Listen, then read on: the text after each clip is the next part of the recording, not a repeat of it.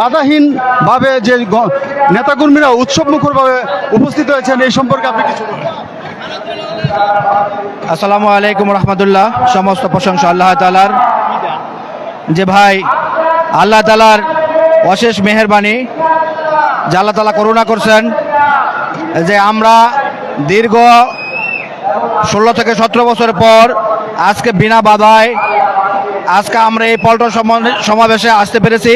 এই জন্য মহান আল্লাহ তাআলার দরবারে শুকরিয়া জানাই। যে ভাই, আজকে হইল মহান যে আন্তর্জাতিক গণতন্ত্র দিবস।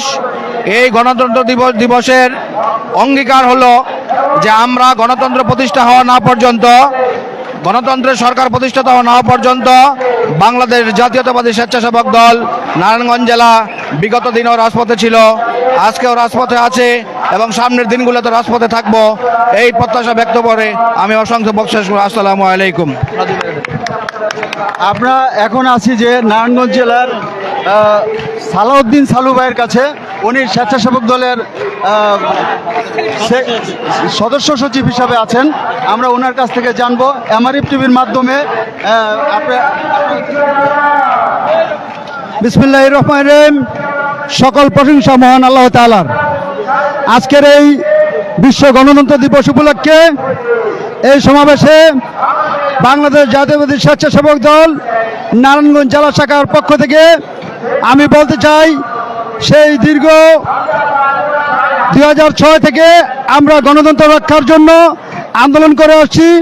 আমাদের এই আন্দোলন অনেকটা আমাদের বিজয়ের দ্বার প্রান্তে, তবে এখনো পুনঃপ্রতিষ্ঠা হয়নি। যে পর্যন্ত বাংলাদেশে আমাদের এই গণতন্ত্র পুনঃপ্রতিষ্ঠা না হবে সে পর্যন্ত আমরা আমাদের আন্দোলন চালিয়ে যাব।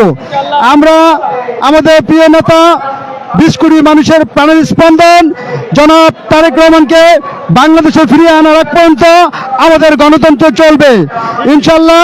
এই ছাত্র জনতার এই বিজয় শেষে আমরা একথাই বলবো, আমরা গণতন্ত্রে বিশ্বাসী, এদেশের মানুষের স্বাধীনতা সার্বভৌমত্ব রক্ষায় বিশ্বাসী, এদেশের মানুষের বাক স্বাধীনতায় বিশ্বাসী। ধন্যবাদ সবাইকে। আসসালামু আলাইকুম। আপনারা যে আজকে এই বিশ্ব গণতন্ত্র দিবস, আমরা জানতে পেরেছি যে আমরা অনেকের কাছে জিজ্ঞাসা করেছি যে তারা বলছে যে আওয়ামী সরকারের আমলে তারা বিভিন্ন পদে পদে বাধার সৃষ্টি হয়েছে এবং তারা সমাবেশে ঠিকমতো যোগ দিতে পারে নাই, মাঝপথে অ্যারেস্ট হয়েছে, অনেক নেতাকর্মী আপনাদের অ্যারেস্ট হয়েছে। আজকের দিনটাকে আপনি কি হিসাবে দেখছেন?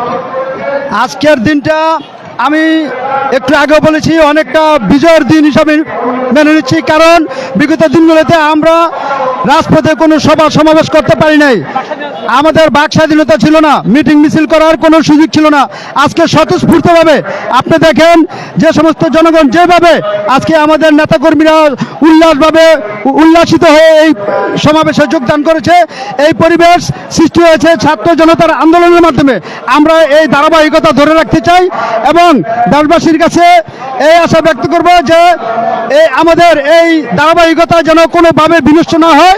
স্বেচ্ছাসেবক দলের পক্ষ থেকে, আমাদের কেন্দ্রীয় নেতাদের পক্ষ থেকে আমাদের প্রিয় নেতা তারেক রহমানের আদেশ আমরা যেন অক্ষরে অক্ষরে পালন করতে পারি, এটাই আমাদের প্রত্যাশা। ধন্যবাদ আজকে সালাউদ্দিন সালু ভাইকে। আসলে আজকের যে সমাবেশ ডেকেছে সেটা মহাসমুদ্রে পরিণত হয়েছে, আমরা দেখতে পেরেছি।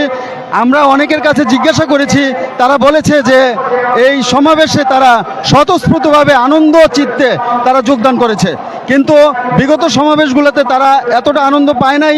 তারা বিভিন্ন দেখা গেছে সমাবেশ 3টায় ডাকলে তারা উপস্থিত হয়েছে সেখানে ভোর থেকে একদিন আগে থেকে, কিন্তু তারপরও হয়রানির কোনো শেষ ছিল না।